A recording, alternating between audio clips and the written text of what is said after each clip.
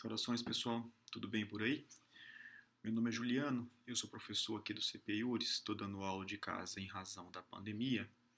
E aí nós vamos tratar aqui da filosofia do direito e da sociologia jurídica. O primeiro autor que aparece aqui para a gente é o Kant, né? O edital fala do criticismo kantiano, das condições de possibilidade do conhecimento, distinção entre moral e direito, autonomia e heteronomia, imperativos hipotético e categórico, Estado liberal, justiça e liberdade, direito cosmopolita. Bem, especificamente sobre o Kant, o que a gente tem para apresentar?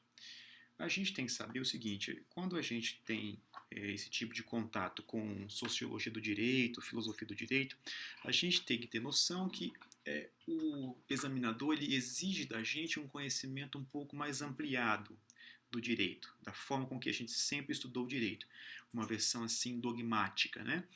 O que os editais estão exigindo agora é uma visão que o professor Técio Sampaio chama de visão zetética do direito. Então nós temos uma contraposição, uma visão dogmática do direito e uma outra visão que é zetética. O dogmatismo vai tratar do direito penal, constitucional, administrativo e essas coisas que vocês dominam. E já a zetética, nós vamos colocar na caixinha da zetética a filosofia do direito, sociologia do direito, psicologia judiciária, teoria da política e essas coisas. A diferença básica é que na dogmática você tem um critério de decidibilidade. Então, saber se fulano vai ser condenado ou não, se vai ser obrigado a ressarcir o dano ou não, isso é uma questão simples de dogmática. Quando a gente fala de zetética, a gente fala de uma vertente jurídica que impõe perguntas que nunca vão acabar. Então, mesmo, por exemplo, uma sentença penal transitada e julgado, um filósofo ou um sociólogo pode sempre tentar questionar se a sentença é justa ou não, se não tem critério racial, étnico, político, ideológico na sentença ou não. Então, na zetética jurídica, nós temos sempre perguntas que nunca acabam. E é exatamente isso que torna a filosofia do direito uma coisa que nós debatemos há 2.300 anos e nunca chegamos numa solução. Não é isso? Porque as perguntas nunca cessam. Então, nesse contexto, eu vou só mencionar, por exemplo, que a obra do Kant, que é a obra recomendada pelo edital, que é o Fundamentação da Metafísica dos Costumes, é uma obra que foi escrita em 1785. E aí, por que eu falo o ano da obra? Porque poucos anos antes, em 1776, aconteceu um evento histórico importante chamado Revolução Americana. E poucos anos depois da obra do Kant, em 1789, 9 anos depois, a Revolução Francesa, certo? Nesse contexto também surge uma obra para a gente entender a ideia do criticismo kantiano, que é uma obra de um sujeito chamado Jeremy Bentham. A obra do Bentham é de 1780. Como é o nome da obra? Princípio da Moral e da Legislação. Então, Metafísica dos Costumes, a obra do Kant, que é a obra do edital, 1785. Revolução Americana, 1776.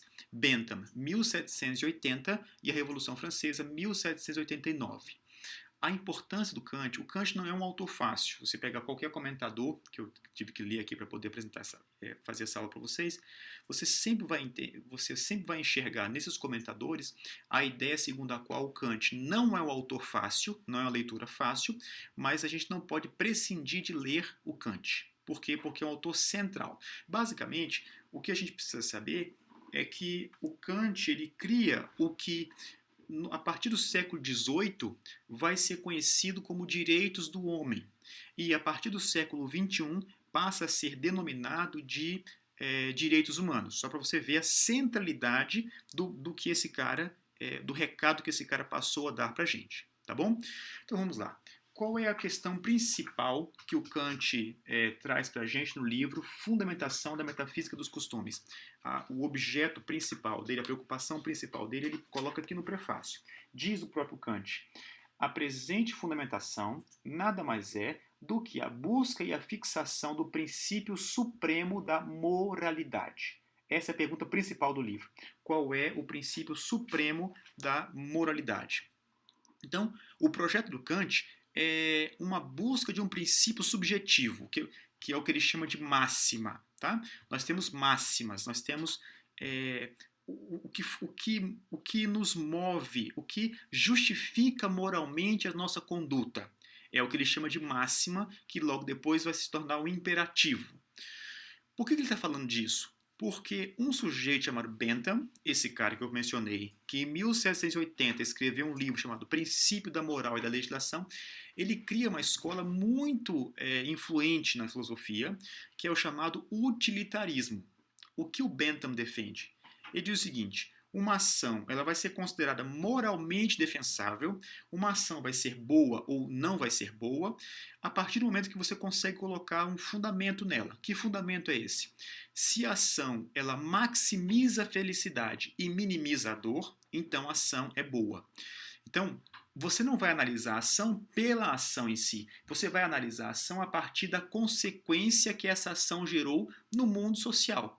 Então, se o agrupamento, se a comunidade teve uma maximização da felicidade e uma minimização da dor, então a ação é moralmente adequada, é moralmente justa, ela é correta do ponto de vista moral.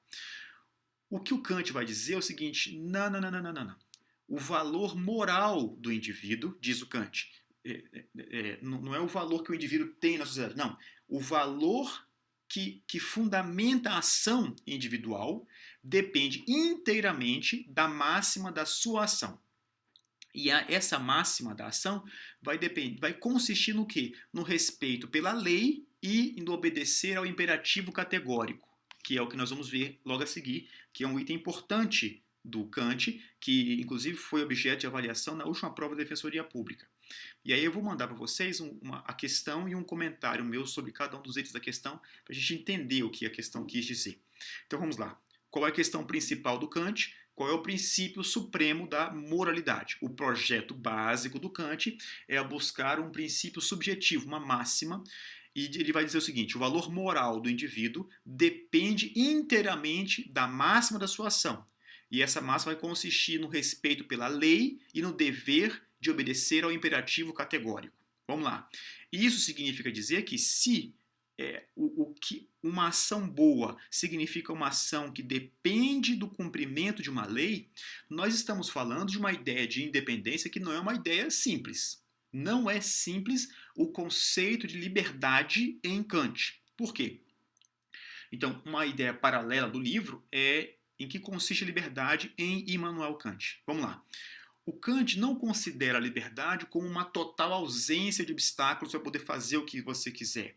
Não, ele está dizendo o seguinte: não é livre alguém que age em busca do prazer e para fugir da dor.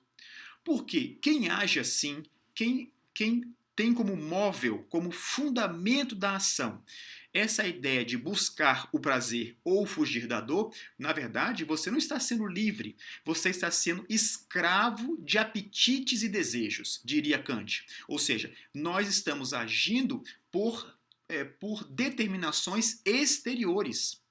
O agir livre em Kant não é escolher as melhores formas para atingir determinado fim, é escolher o fim em si mesmo. E daí decorre a ideia de autonomia em Kant, que diferencia a ideia de heteronomia. Nós vamos falar um pouco mais sobre essas duas coisas logo a seguir. Mas agir de maneira heterônoma, né? Ou seja, heteronorma, uma regra imposta, não criada pelo indivíduo, mas uma regra criada por alguém que não sou eu. Então, se eu ajo de forma heterônoma, eu estou agindo em função de finalidades externas. Se eu ajo com base nessas finalidades externas, eu passo a ser um mero instrumento. Eu não sou um autor do objetivo que eu tenho que alcançar. Não, eu sou mero instrumento. Então isso não é liberdade. A ideia, portanto, de liberdade está atrelada em Kant à ideia de autonomia. Ou seja, eu mesmo crio a lei a qual me submeto. Isso é a ideia de autonomia. E isso é a ideia de liberdade em Immanuel Kant. Eu espero que tenha ficado claro esse primeiro aspecto, apresentando um pouco a ideia de autonomia e de heteronomia. Tá?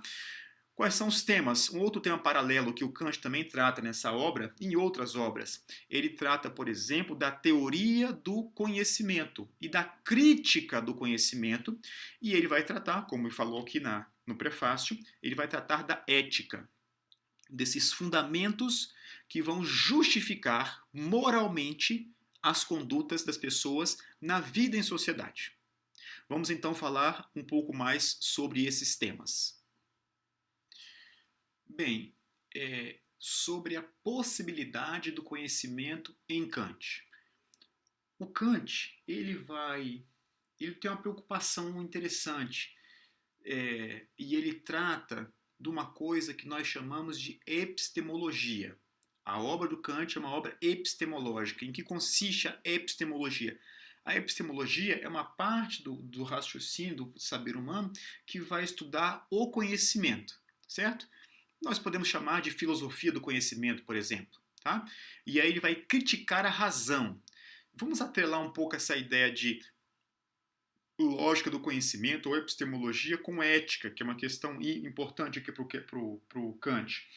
O Kant, ele tem uma preocupação, ele vai dizer o seguinte: a razão humana, a pura razão humana, ela é insuficiente para alcançar o modelo ideal de realização de felicidade humana. Né? Ele vai tratar isso na crítica da razão pura.